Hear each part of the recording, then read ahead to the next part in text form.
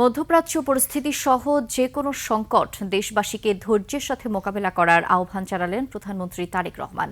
মঙ্গলবার রাজধানীর কড়াইল বস্তিতে বহুল প্রতীক্ষিত ফ্যামিলি কার্ডের উদ্বোধনী অনুষ্ঠানে কথা বলেন তিনি। কোনো কারণে সময় বেশি লাগলেও সরকার একে একে তার সব নির্বাচনী প্রতিশ্রুতি পূরণ করবে বলেও জানান প্রধানমন্ত্রী। মেহেদী হাসানের report. Colour expert dark sap এবং মাইল্ড অন হ্যান্ডস টেকনোলজি সমৃদ্ধ অরিক্স অ্যাডভান্স ডিটারজেন্ট পাউডার আপনার লন্ড্রি এক্সপার্ট।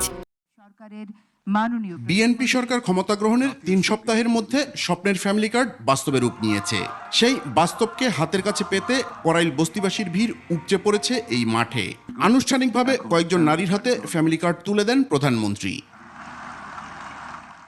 বক্তব্য দিতে গিয়ে প্রধানমন্ত্রী বলেন, ১৯৯১ সালে ক্ষমতায় এসেই উচ্চ মাধ্যমিক পর্যন্ত নারীদের শিক্ষা অবৈতনিক করে দিয়েছিল বিএনপি। আর এবার সেই নারীদের অর্থনৈতিকভাবে স্বাবলম্বী করার উদ্যোগ নেওয়া হয়েছে। সেজন্যই এই ফ্যামিলি কার্ড।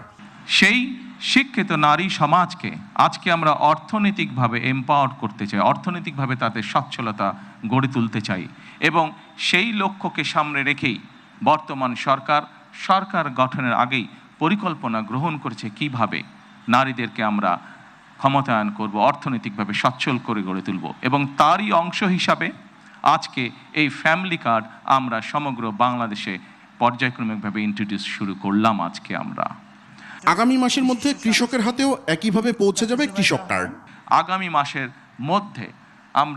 আগামী মাসের ভেতরে আমরা কৃষক ভাইদের কাছেও বহু কৃষক ভাইদের কাছে আমরা কৃষক কার্ড তুলে দিতে সক্ষম হব ইনশাআল্লাহ।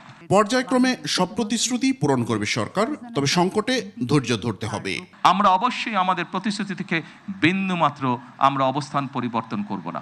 হয়তো সমসাময়িক বৈশ্বিক পরিস্থিতির কারণে ক্ষেত্র বিশেষে হয়তো আমাদের কিছু কিছু ক্ষেত্রে সময় বেশি লাগতে পারে প্রতিশ্রুতিগুলো বাস্তবায়নের জন্য। সেজন্যই আজকে আমি সকলকে অনুরোধ করব, সমগ্র দেশবাসীকে আমি অনুরোধ করব যে আসুন আমরা ধৈর্যের সাথে সমগ্র পরিস্থিতি মোকাবেলা করি। ফ্যামিলি কার্ডের আওতায় এখন মাসে ২৫০০ টাকা ভাতা পাবেন উপকারভোগীরা। এই ফ্যামিলি কার্ড আমরা সমগ্র মেহেদী হাসান, ২১ টেলিভিশন, ঢাকা। কিভাবে